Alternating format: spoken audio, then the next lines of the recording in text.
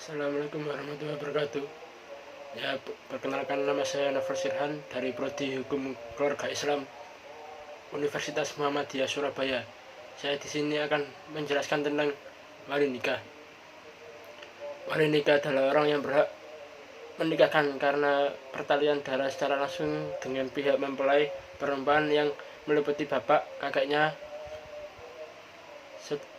bapak dari bapak mempelai perempuan, saudara laki-laki yang seibu sebapak dengannya, anak laki-laki dari saudara laki-laki yang sebapak saja dengannya, saudara bapak yang laki-laki, paman dari pihak bapaknya, anak laki-laki pamannya dari pihak bapaknya. Hakim.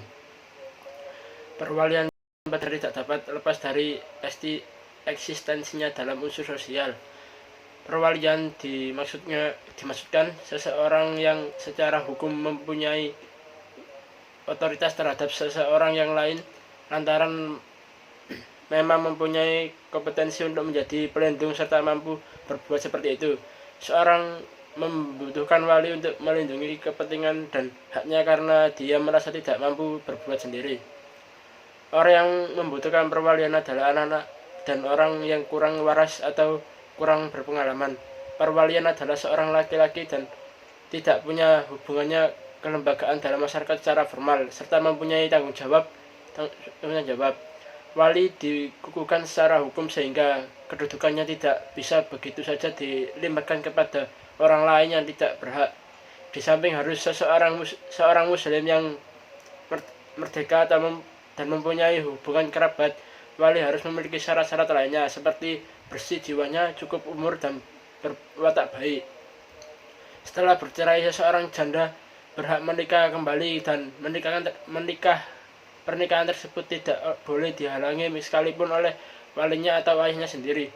Hal ini sesuai dengan firman Allah dalam surat Al-Baqarah ayat 232 yang artinya, apabila kamu mentalak istri-istrimu lalu habis masa iddahnya, maka janganlah kamu para wali menghalangi mereka kawin lagi dengan bakal suaminya apabila telah terdapat kerelaan di antara mereka dengan cara yang ma'ruf.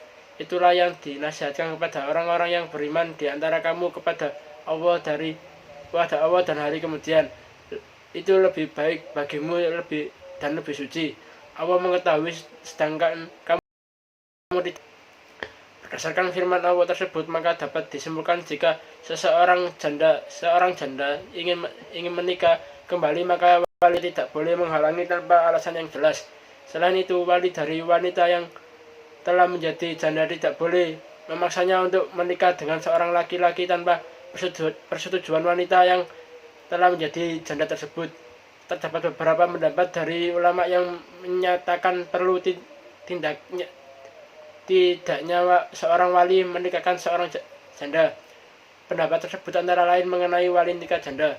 Berdasarkan pendapat Imam Maliki, seorang janda yang akan menikah kembali harus dengan persetujuan walinya dan ia sama sekali tak boleh menikahkan dirinya sendiri.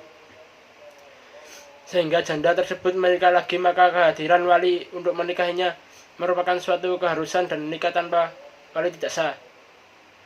Imam Hanafi menurut pendapat Imam Hanafi, pernikahan seorang janda tanpa wali hukumnya sah-sah saja, namun sang wali boleh melarang pernikahan tersebut apabila dirasa pernikahan tersebut tidak sesuai dengan syariat agama. Misalnya, sang wanita menikah dengan laki-laki yang berbeda agama.